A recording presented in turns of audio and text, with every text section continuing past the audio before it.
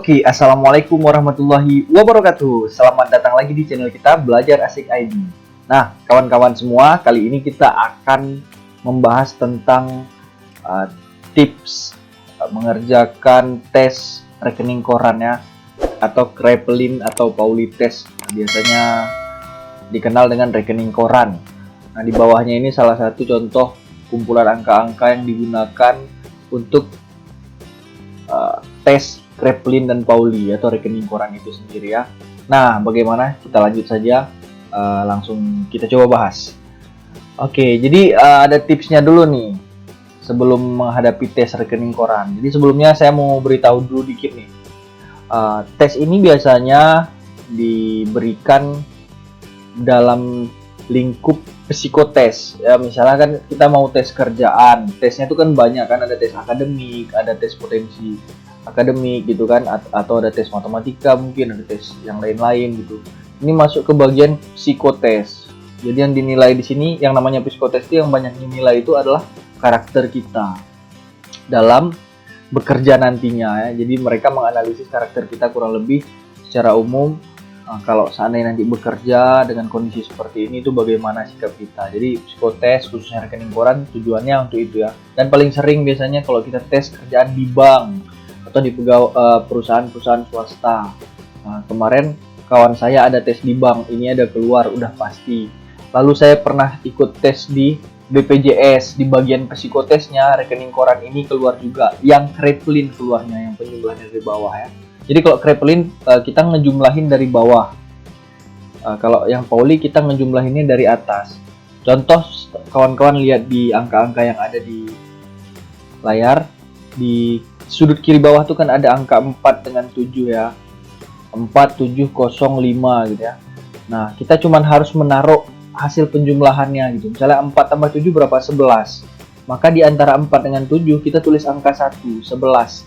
Dia nggak ada angka puluhan, nggak ada angka belasan, yang ada cuma angka satuan. Jadi yang diambil angka satuannya saja gitu ya. Ini sedikit penjelasan singkat. Angka satuannya saja di antara dua angka yang kita jumlahkan. Jadi 4 dengan 7 itu 1, 7 dengan 0 itu 7, 0 dengan 5 itu 5. Nah, angka antara 5 dengan 7 itu 2, 5 tambah 7 kan 12, maka kita taruh angka 2 gitu ya. Nah, segampang itu kita menjumlahkannya. Tapi kalau banyak gimana? Nah, itu jadi masalah biasanya ya. Oke, jadi di sini ada tips sebelum menghadapi tes rekening koran. Yang di sini saya bahas Kraepelin aja ya, karena modelnya Kraepelin sama Pauli, bedanya Kraepelin dari bawah, Pauli dari atas gitu ya. Tapi teknik pengerjaannya kurang lebih sama. Nah, yang pertama, pastikan keadaan rileks, istirahat cukup, dan usahakan sebisa mungkin tidak sedang dalam masalah karena dapat membuat fokus terpecah. Nah, dalam menghadapi tes ini, kalian memang betul-betul harus fokus, harus rileks, nggak ada yang dipikirin. Kenapa? Soal psikotes ini semuanya gampang, kawan-kawan. Soal psikotes semuanya gampang-gampang, tapi waktunya sedikit dan kita dipacu untuk terus mengerjakan. Jadi yang dilatih di sini ketahanan, konsentrasi, sangat dinilai di sini gitu ya. Maka pastikan keadaan rileks, istirahat cukup. Lalu yang kedua, siapkan pensil normal yang non mekanik 2 atau 3 buah. Dan pastikan sudah dalam kondisi siap pakai tanpa harus diraut terlebih dahulu. Jadi siapkan 3 pensil aja yang udah diraut, udah runcing ya. Taruh di samping itu 2 biji. Penghapus tuh opsional karena nanti nggak sempat ngapus juga kan. Jadi taruh di samping 2 biji, 1 biji kita pakai. Nah, jadi waktu ngerjain tiba-tiba pensilnya patah atau tumpul dan tidak terlalu terlihat lagi tulisannya, kita bisa langsung ganti, kita nggak harus raut. Karena waktunya nggak ada, nggak sempat kita ngeraut ketika kita sedang mengerjakan tes tersebut ya. Lalu lanjut, latihan sehari atau 2 hari sebelum tes untuk melatih otot tangan agar jangan kram ketika mengerjakan tes nantinya. Ini sama aja nih, kita ngelihatnya sepele nih. Mungkin buat kawan-kawan yang belum pernah ikut tes rekening koran, gampang kok, kan tinggal jumlahin aja gitu, naik ke atas gitu kan, naik ke atas, udah jumlahin, nanti pindah, gampang kok, angkanya juga mudah kok. Nggak seperti itu kawan-kawan ya. Jadi banyak kali kawan-kawan saya, termasuk saya juga sendiri sudah merasakannya, waktu ngetes itu tangan bisa kram loh, bisa kebas gara-gara kita nulisnya cepat-cepat, terus nggak berhenti gitu sampai habis ke kolom yang paling kanan. Ini yang saya kasih contoh ini masih sedikit nih kawan-kawan nih. Ini simulasi aja biar kawan-kawan tahu dan paham kurang lebih. Tapi kalau yang aslinya bisa jadi lembar A3, tahu ya A3 itu bisa sampai beberapa lembar dan angkanya dari bawah sampai ke atas. Jumlahi kolomnya sangat banyak. Mungkin durasi waktu ya pun sangat banyak. Jadi mungkin yang nggak sanggup mungkin bisa muntah atau pusing atau mual atau melambaikan tangan ke kamera sambil mengibarkan bendera putih. Nah, nggak segampang itu. Nah, jadi butuh latihan juga. Kenapa? Waktu ngejawab kita dikejar oleh waktu dan kita pastikan tangan kita nih ketika menulis cepat itu potensi keramnya bisa jadi lebih tinggi. Oke, kolom pertama aman, kolom kedua aman. Nah, kolom ketiga udah mulai nih bergetar tangan. Aduh gimana nih ya, gitu. Itu harus dipersiapkan ya. Kalau bisa, kenapa saya bilang sehari atau 2 hari sebelum tes? Sama aja kayak kita mau tes fisik. Misalnya butuh lari keliling lapangan. Nah, jadi sehari atau 2 hari itu lebih efektif kita latihan, lalu besoknya tes. Atau 3 hari lah boleh. Kalau sehari mungkin nanti bisa mengganggu kesehatan juga. Maksudnya bisa letih juga kan. Jeda sehari, jadi 2 hari atau 3 hari sebelum bisa. Kenapa? Karena fisik kalau udah terlalu lama nggak latihan, balik lagi dia ke normal gitu ya. Oke, lanjut. Latihan menghitung cepat untuk operasi antara bilangan-bilangan 1 sampai dengan 9. Jadi 1 sampai 9 ya harus sudah di luar kepala lah kawan-kawan, karena di sini memang harus sangat cepat gitu ya. 3 tambah 5, 8. 7 tambah 6, 13. Berarti tulisnya angka 3 aja, jangan 13. Jangan gago, jangan ketulis 13, salah gitu. Oke, selanjutnya pastikan kondisi tubuh sehat, terutama tangan tidak dalam kondisi cedera seperti terkilir atau luka. Mungkin ada luka, misalnya kita tulis di tangan kanan, kita menggunakan tangan kanan, terus di jari tengah kita ada luka sampai mengganggu kenyamanan kita ketika menulis, itu dihindari. Maksudnya kalau udah luka ya apa boleh buat, tapi kalau kalian mau tes, tahu kalian mau tes, ya hindarilah yang menyebabkan cedera-cedera tangan gitu, karena tangan yang betul-betul harus nulis cepat nantinya. Mungkin ini hal sederhana, tapi saya yakin dampaknya sangat vital ketika kita tes. Oke, selanjutnya kita lihat. Nah, kendala yang sering dialami ketika tes ini berdasarkan pengalaman pribadi dan kawan-kawan saya juga ya. Ya, pensil patah atau mata pensil terlalu tumpul sehingga tulisan yang dihasilkan tidak jelas. Ini pengaruh nih, kalau misalnya hasil yang kita tulis tidak jelas di rekening koran tersebut, di lembar soalnya tersebut, ya itu penilaian minus. Bisa jadi nggak nampak jawabannya, berarti kan sama aja kayak nggak ada jawabannya. Nah, lanjut. Teringat hal lain, mantan, cowok atau cewek cakep yang berada di dekatmu, mungkin di kanan kiri gitu ya. Ada yang cakep gitu, atau ada yang membuat kita gagal fokus, terus tiba-tiba kepikiran ke dia. Ini tesnya jadi terganggu, itu bisa jadi pengaruh juga tuh. Atau mungkin sama pacar lagi berantem, di sini nggak saya tulis ya, pas saya tulisnya lagi berantem sama pacar, pengaruh kali, yang mengalihkan fokus kita ke arah yang lain, terutama masalah yang besar mungkin, itu bisa membuat kita gagal di tes ini. Kenapa? Bisa jadi kita nggak fokus gitu ya. Nah tuh paranoid lawan tes lebih hebat gitu. Misalnya ikut tes rame-rame, ini rame yang ikut tes di ruangan, terus kita ngelihat gayanya, ini kayaknya pinter nih, ini kayaknya pinter nih, aku bisa nggak ya, kayaknya aku kalah. Nah itu kadang-kadang membuat kita gagal fokus gitu ya.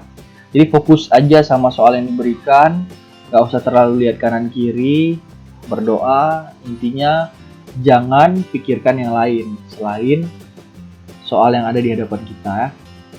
Tangan kram, nah ini paling sering ya, udah kram tangan nih, kram tangan sedangkan harus lanjut gitu ya, lanjut. Nah ini makanya harus diantisipasi nih, harus olahraga tangan dulu nih ya. Ya, untuk yang selanjutnya nomor 4, salah menghitung sehingga harus mencoret atau menghapus dan menuliskan ulang hasil penjumlahan. Jadi kawan-kawan usahakan sekali jangan sampai ada kesalahan di sini ya. Karena ini dinilai juga, kalau kita salah ngitung, ya berarti salah gitu. kita boleh cepat tapi harus tepat, jangan cepat tapi tidak tepat. Ya, macam udah betul aja semuanya, wah tinggi kali nih. Karena kita menjumlahinnya kan dari bawah ke atas. Terus di atasnya tuh tinggi kali. Tapi jawabannya salah. Ya, gimana tuh? Ya bisa jadi nggak lulus gitu ya. Artinya harus jawabannya harus benar. Jangan sampai salah. Oke, selanjutnya pendengaran yang kurang maksimal atau bisa juga terlalu fokus sehingga tidak mendengar instruktur ketika memberikan instruksi untuk pindah. Nah, jadi kan di rekening koran ini kawan-kawan, itu kan ada kolom-kolom tuh ya. Kita ngisinya dari bawah ke atas. Kolom pertama 47057 ya. Kolom keduanya 7 3 7 4 0. Kolom ketiganya 2 8 6 3 1. Ya, kolomnya berderet terus ke kanan, banyak ke kanan gitu ya, melebar ke kanan. Nah, itu kan ketika kita menjumlahkan dari bawah ke atas, nanti ada instruktur mengatakan mungkin dia ketok benda atau sesuatu, atau dia bilang pindah, kita maka harus pindah. Nah, ini jadi pengalaman sedikit. Harusnya pindah tapi kita belum pindah, bisa jadi ketidaklulusan gitu kalau ada pengawas di sekitar kita. Kenapa? Karena kita sudah dianggap tidak jujur. Jadi kalau kita tidak jujur, ini menjadi poin negatif. Bahkan bisa jadi kita langsung dicoret, bisa di blacklist gitu ya. Nah, ini sangat penting ini. Mungkin halnya sepele sih, hal kecil, tapi ini sangat berpengaruh ya ketika kita tes ya. Nah, jadi harus fokus didengar. Waktu dibilang pindah, maka kita harus pindah. Ya pandai-pandai lah. Kalau misalnya tiba-tiba belum bisa pindah, mungkin mau nambah sebiji dua biji lagi, sebaris dua baris lagi, boleh aja. Cuman yang pastikanlah aman gitu kan. Karena kodratnya ketika disuruh pindah, maka kita wajib pindah. Oke, nah.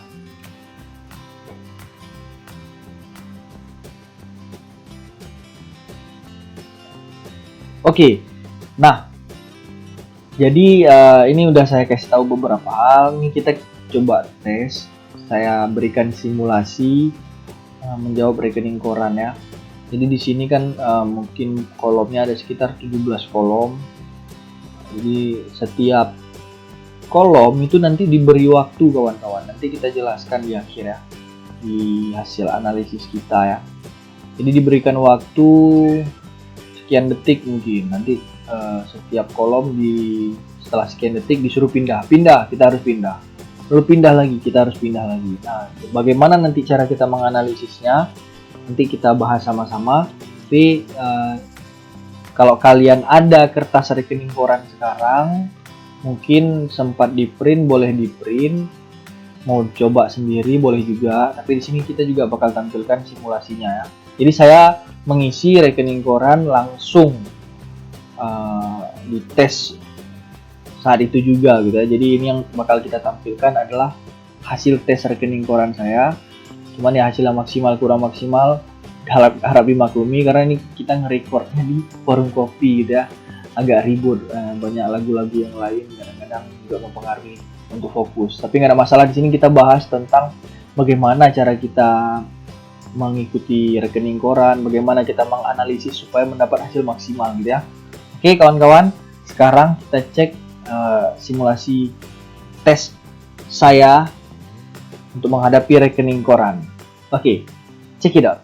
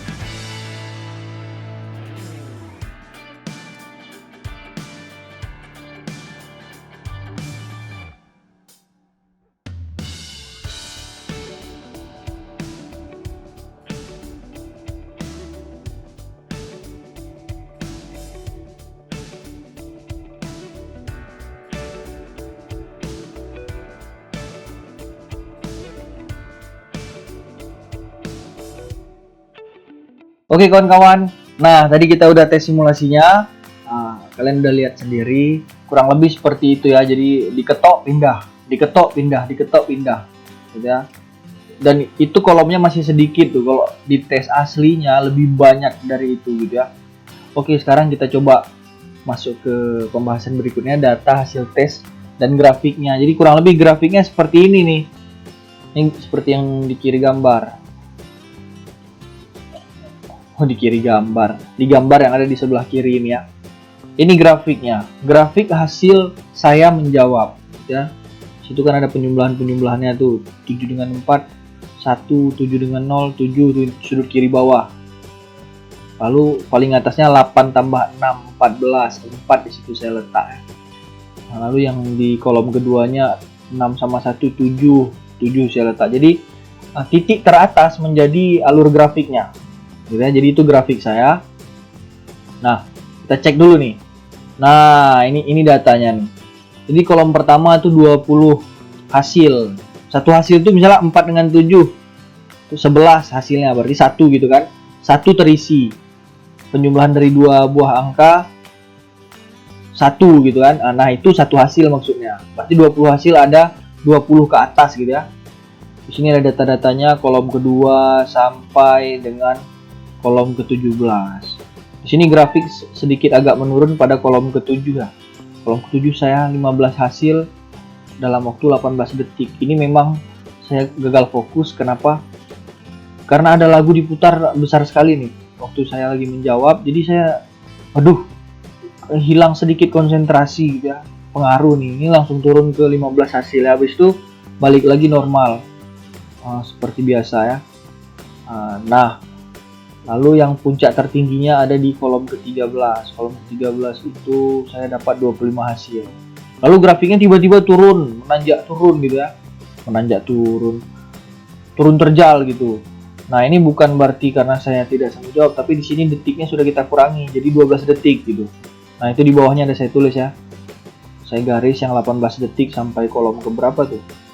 Sampai kolom ke 13, kolom ke-14 ke-15 itu detiknya udah 12. Kolom ke-16 detiknya udah 7, kolom ke-17 detiknya udah 5. Ini percis saya alami ketika saya tes BPJS. Dan alhamdulillah untuk tes psikotes yang termasuk rekening korannya saya lulus gitu ya. Jadi saya ingin sharing sedikit nih bagaimana. Karena kan nggak juga datar dia terus nanti sampai ke kanan. Biasanya kan di video-video lain mungkin ya kita nggak bukan berarti video kita ini benar yang lain salah, bukan, cuman mungkin beda metodenya. Ini percis seperti yang saya alami di BPJS gitu ya, tes BPJS. Jadi makin ending tuh detiknya makin kurang gitu. Saya sempat terkejut, terheran-heran, loh ini kok cepat kali disuruh pindah. Tapi memang seperti itu kawan-kawan ya. Tapi nanti kita analisis. Ini dari data hasil tes grafik. Nah, rata-rata saya menjawab itu adalah 1,12 hasil per detik. Jadi kemampuan saya untuk dirata-ratain dari semua hasil yang saya dapat dengan dibagi dengan total jumlah waktu yang dibutuhkan, maka kemampuan saya menjawab 1,12 hasil per detik. 1,12 hasil per detik gitu ya. Nah, itu kemampuan saya. Jadi kurang lebih kalau dibutuhkan detiknya, kita tahu garis normalnya, garis standarnya untuk 18 detik itu berapa gitu ya. 18 detik berarti sekitar 20-an. Nanti kita analisis, oke. Nah, kita lanjut membaca grafiknya. Oke. Nah, rata-rata tadi udah kita katakan 1,112 hasil per detik. Terdapat penurunan yang signifikan di kolom ke-7 gitu ya. Di situ memang ada pengaruh eksternal karena saya di warkop ya. Warkop lagi ribut di luar. Saya padahal udah masuk ke dalam tuh. Ya, ada pengaruh. Di sini membuktikan bahwa konsentrasi kita bisa pecah untuk hal-hal yang sepele gitu ya. Makanya dibutuhkan memang ketika tes ini nggak boleh ada yang ribut, nggak boleh ada yang mengganggu, nggak boleh ada suara-suara yang tidak nggak boleh ada suara-suara lah gitu. Nah, lalu di kolom 14-15 detik yang diberikan sudah berkurang gitu ya. Jadi untuk kolom ke 14 dan 15 detiknya itu 12 detik. Nah, kalau 12 detik itu waktu yang dibutuhkan 15, 14. Nah, waktu yang dibutuhkan untuk 12 detik itu dikaliin aja kawan-kawan. 12 detik dikali 1,12. Nah, itu ada garis biru kan? Garis biru itulah hasil yang harus saya dapat seharusnya dengan kemampuan menjawab rata-rata per soal gitu ya. Ini kan kemampuan saya gitu, cuman beda dengan yang lain mungkin kan. Tapi kurang lebih beda-beda tipis lah pastinya ya, beda-beda tipis lah. Nggak ada yang terlalu jauh. Tapi garis biru ini adalah garis normalnya. Berarti kalau saya pertama kali dengan berlaku jujur menjawab hingga 20 hasil ke atas, berarti kalkulasinya itu kan 18 detik saya dapat 20 hasil. Lalu nanti ada naik turun. Tapi kan kurang lebih standarnya tidak jauh dari 20 ketika kita diberi waktu 18 detik ya. Setelah kita coba hitung-hitung total semuanya, kemampuannya di 20-an detik. Maka ini garis biru ini dari kolom 1 sampai kolom berapa tuh? Sampai kolom 13 ya. Itu di 20 semua garisnya, terus kita turun ke bawah gitu ya. Turun ke bawah pas di 12 detik berarti di antara 3 dengan 5, lalu kolom selanjutnya 5 dengan 7. Di situ garisnya standarnya ya. Sedangkan garis merahnya berdasarkan fakta, bukan di situ saya. Yang sebiji di atas, yang sebiji lagi di bawah. Lalu yang 7 detik dan 5 detik gitu ya. 7 detiknya harusnya di antara 8 dengan 2, tapi saya di antara 3 dengan 3. Lalu yang 5 detik harusnya di antara 2 dengan 4. Tapi di sini 4 dan 5 gitu ya. Jadi kurang lebih naik turunnya seperti itu. Itu garis biru dengan garis merah. Garis merah hasil dari tes saya, garis biru harusnya kemampuan rata-ratanya di situ gitu. Kolom 16 diberi waktu 7 detik, kolom 17 diberi waktu 5 detik. Ini daya grafik cenderung stabil, ada peningkatan walau ujung grafik menurun. Hal ini disebabkan waktu yang diberikan dikurangi gitu ya. Jadi kurang lebih jangan sampailah ada 5 angka ke atas, 5 angka ke bawah. Contohnya seperti itulah. Yang kolom ke-7 itu turun berapa tuh? 1, 2, 3, 4 angka ke bawah. Itu udah rawan kali. Kenapa? Nggak boleh turun tuh sampai sejauh itu seharusnya. Cuman karena saya ngetesnya di warkop. Nah, tapi habis itu stabil lagi, saya coba konsentrasi lagi. Jadi harus dijaga kestabilannya. Dan lebih bagus grafiknya meningkat. Nah, tapi kan kalau yang di tes BPJS ini memang waktunya diberikan lebih sedikit di ujung, bukan berarti grafik turun itu tidak meningkat, bukan berarti seperti itu gitu ya. Ini hanya mengetes kejujuran kita, karena ada orang yang pindah-pindah terlalu cepat, bisa ketahuan dari sini gitu. Dia pindah di waktu yang tidak seharusnya pindah, bisa ketahuan dari sini kecepatan rata-rata kita bagaimana gitu ya. Tapi kalau mungkin tesnya rame, tesnya massal sampai 5 ribuan orang yang tes, ya mungkin yang ngecek hasil tesnya itu mungkin yang ngelihat grafik aja sih. Ya, pandi-pandi kita lah pokoknya. Oke. Nah, lalu lanjut. Yang harus sangat diperhatikan untuk penilaian. Nah, itu tulisan angka, hasil penjumlahan harus jelas. 3 tambah 3, 6 gitu. Yang biasanya sering silap itu antara 9 dengan 4 gitu ya. Jangan sampai salah. 9 dengan 4. Pastikan tuh. Grafik harus cenderung stabil, grafiknya stabil. Mungkin kalian tahu kan grafik stabil ya, naik turun nggak ada masalah, asalkan tidak terlalu jauh tapi stabil. Kalau bisa meningkat gitu kawan-kawan, makin ujung makin meningkat gitu. Bisa aja orang nipu, dia di awal bikin aja pendek gitu, sedikit, nggak usah tinggi kali di awal, nanti tingginya biar ke depan aja. Jadi di awal ngambilnya sedikit, habis itu pindah cepat-cepat biar grafiknya naik gitu kan. Ya itu juga bisa dinilai kejujurannya tuh. Kalau dia tiba-tiba di ending dapat terlalu tinggi, sedangkan di kolom pertama itu dia dapatnya pendek atau rendah ketinggiannya. Nah ini kan berarti nggak jujur nih. Kenapa? Psikologi di awal sama di ending beda. Di awal masih fresh, di ending sudah letih gitu ya. Ini kan nggak mungkin waktu fresh rendah kali, tapi waktu letih tinggi kali gitu ya. Di sini kejujuran dinilai juga. Oke. Hasil penjumlahan harus benar ya, hasil jumlahnya harus benar. Selain tulisannya harus jelas, hasil penjumlahannya harus benar gitu ya. Jangan sampai salah. Wah, tinggi kali nih kawan. Tapi hasil penjumlahannya salah semua, ya salah, ya gagal gitu ya.